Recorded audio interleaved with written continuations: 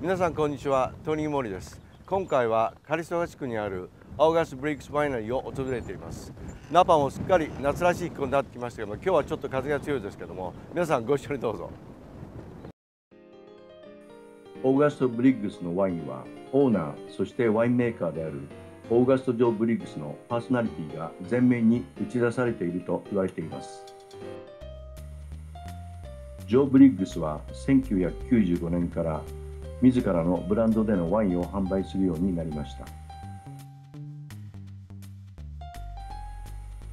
ブリッグスファミリーは2003年、カリストガに小さなワイナリーを設立し、多様な品種のワイン生産に取り組んでいます。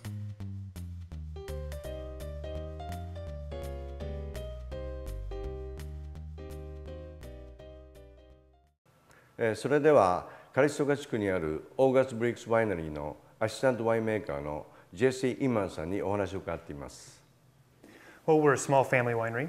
We make many different varietals, about 8 different varietals, 15 different wines from Sonoma and Napa appellations. Been in business since 1995, and then started the actual winery, built the facility in 2003, opened in 2004. And so then my brother, my uncle, and myself are the winemaking team. August Briggs is Joe Briggs. He still makes the wines. My aunt does the local sales. My brother and I do retail, assistant winemaking, etc. Very small. We buy most of our fruit, always have and always will. We only grow about 1.5 acres of Petite Syrah around the winery, and then we buy the rest of our fruit from the 2 appellations, Napa and Sonoma. I'd say that most people, they focus on one thing, whereas we have a little bit more expansive portfolio than a lot of people. We sell most of our wine through ourselves, retail, direct to customer through our wine club and our tasting room. We distribute about maybe 20% of our wine, maybe less. It's getting smaller and smaller all the time. Other states, mostly direct. We have several thousand people in our wine club, and so you're actually shipping to those people outside of the state. And so, so we do a fair amount of business. We distribute in maybe 10 states, I guess, and it's getting smaller all the time.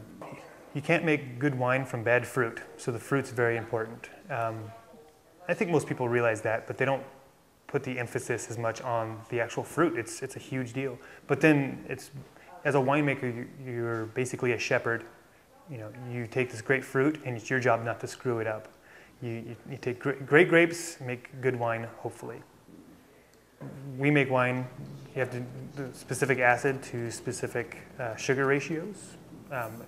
That's why there's 400 and something wineries in Napa, because there's so many different characteristics you can use. Barrels, sugars, acids, yeasts that you use to ferment, barrel aging, yada yada. So there's many characteristics that are very important. But I'd say the fruit is probably the main start. So this here is Russian River Chardonnay. It's from Lazy W Vineyard, which is on West Side Road, right across from William Sellium Winery. And we've been working with this vineyard for quite some time, I think 10, 12 years. Great fruit. It is typical of Russian River. I get big apple, pear. This one's partial malolactic, which means it's got some of that diacetyl, which is the chemical that gives you the buttery characteristic. It's about 80% malolactic, so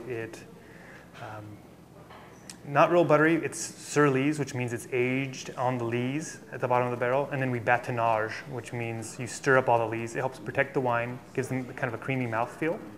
And that's just a stylistic difference. Some people put big oak, big butter on their Chardonnays. This is kind of a little bit more subdued than a lot.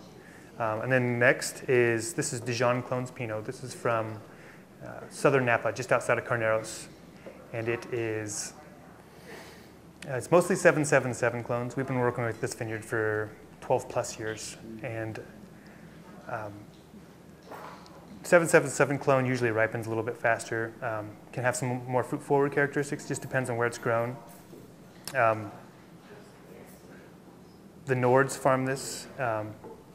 Page Nord Vineyard is another vineyard that they manage, and we take a Syrah from them. So we've been working with them. We have a good relationship with them. And this is one of the wines that we originally wholesaled quite a bit.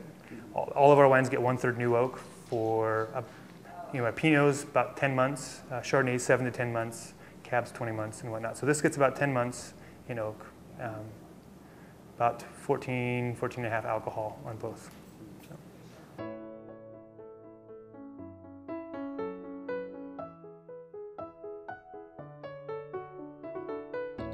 So. それではオーガストブリックスワイナリー2008年ラッシュリバーバレーのシャルドネをテイスティングしてみます。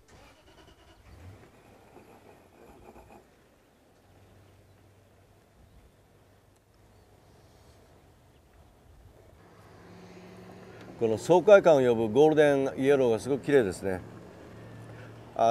熟したペア、それとアプリコットですね。それに柑橘系、シトラス系のアロマ、それとなんかこのほんのりですね、バターのようなアロマも感じられますけども、それにセカンドでやはりメロン、それとグリーンアップルですね。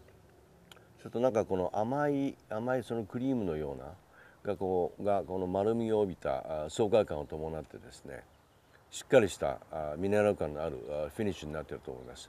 このシャルドネでしたらですね、今の季節でしたらライプしたトマトですね、それをこうスライスいただいて、それに豆腐とそれとモッツァレラチーズ、それにフレッシュバジルですね、それをこう挟んでいただくとサンドイッチみたいにですね、それにですね軽くソルト&ペッパーを振っていただいて、あとオリーブオイルをちょっとかけていただくと、これでチーズと豆腐のトマトサンドイッチということでいかがでしょうか。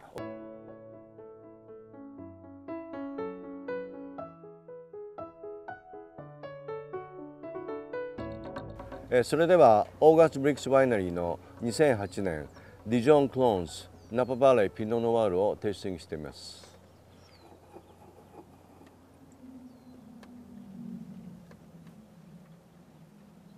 このピノノワールはですね、ブルゴーニュのディジョンクローンズで作られたものですけれども、すごくそのアタックがですね、ソフトというかすごく滑らか、トーストされたこのバニラオークのようなそんなアロマの後にですね、やはりこのダークフルーツ、それと今旬のストロベリーですか、それにかすかにスパイスとバニラオークがですねこの混ざり合って、フルーティーですごくこの口当たりが優しいフィニッシュになっています。でこのピノノワールでしたらローストポークでいかがでしょうかね。